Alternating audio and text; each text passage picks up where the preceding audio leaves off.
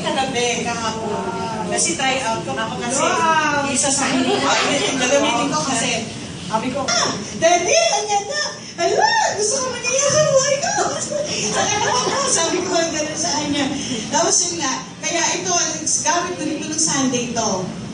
Ito, kapag ginagamit ko ito, nandito yan. Kasi mas maliit dito eh. Malaki dito ko. Ito problema ko. Kasi tignan nito hindi balance eh. Ito, maliit dito. Dito lumalaki. Naiinis ako. Gusto na ngayon yung extend patalong kasi di ba tumataas? Baka yun ang pambal. Pero habang nakikinig ako yung pala yun. Ay, sorry. Tapos, nung ngayon, luwa ko. Hindi na ako nahihirapang huminga. Nahihirapan akong huminga kapag sinusot ko kasi nasasakal ka, di ba? Nasasakal ka. I usually have a waistline of 41, 42 naglalaro yan. Ngayon, nung nag-measure ako kagabi, 38.5. Diba? Tapos ito ko, tuwang-tuwa ako, abang, ganyan na ako. Gumaganda, sabi ko na ganyan. Ay, naku, gusto ka nangyayari. Kaya, tama ko yung sabi ni Sir, na kapag 3 times a day ka, kasi 3 beses tayong kumakain. Sa gabi, pag nag-take ka, pagising mo, punta ka sa CR.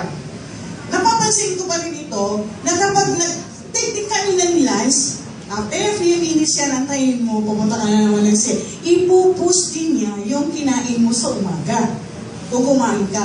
Tapos, sa gabi din, sabi ko lang din, nakita-observe ko din, pag kumain kami sa gabi, panood ng TV, nag-60 ka, siya naman natin Ilocano. Yung nakakapatakin, hindi ka normal po yung mo. Kumbaga, hindi kaya lang, tignan nyo lang yung oras yung pag-take nyo kasi. Para at least tama yun, sabi ni Sir na, yun pala, just after dinner. Yes, sir? Ginagawa ko kasi to na, 2 hours after dinner, kaya gano'n, kumisan late, kaya kamisan nag-delay din yung pagtubog ng masano.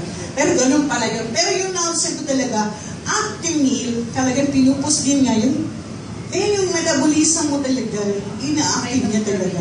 At saka ako, mahina ang ng digestive system ko. Minsan, ang liit lang ng lumalabas, hindi ako kontento. At ang ginagawa ko, hindi kawalan mo medyo kasi at may makapil mo na meron pang natitira eh. Kawalit din siya kasi hindi niya ma-push na mabuti kasi mahina nga yung mo, di ba? The metabolism mo. Kaya nga yung ko, kaya kawalit talaga di siya. Parang natalusan kasi nagatil nasakit. Di ba, hindi yung parang toxic na sila eh. Nahirap, tingnan yung bata. Kayong bata na tumae, yung baby na hindi yan ay hindi mo ni-wash ka agad, di ba? Ang nangyari yan, nai-irritate yung niya. Yun pala yun, kasi napansin ko yun sa mga apo ko kasi yan. Kaya madalas kami, binibigyan kami ng kung ano-ano mga ointment. Kaya yun pala yun, kasi makati. Kaya sinatawali ka talaga versado. Pero dito, nakita ko talaga, trinay ko rin, walang remains. Talaga yung successful talaga po yung maganda po ang programs. Hindi ako nagsisisi. Hindi ko naintindihan ng mahal ko ang kamahalan. Ang intindihin ko dito, kasi I was advised by the doctor na kailangan ko mag-lose weight kasi hindi na kaya i-carry. Hindi ko na kaya, hindi na anong bones ko, at saka hindi ko prontado ang edad ko, ang katawan ko. Yes. Yes, sir. Yes. Kaya yan po ang subukan ninyo. Pero sino bang matataba dito? Gusto mag-lose weight.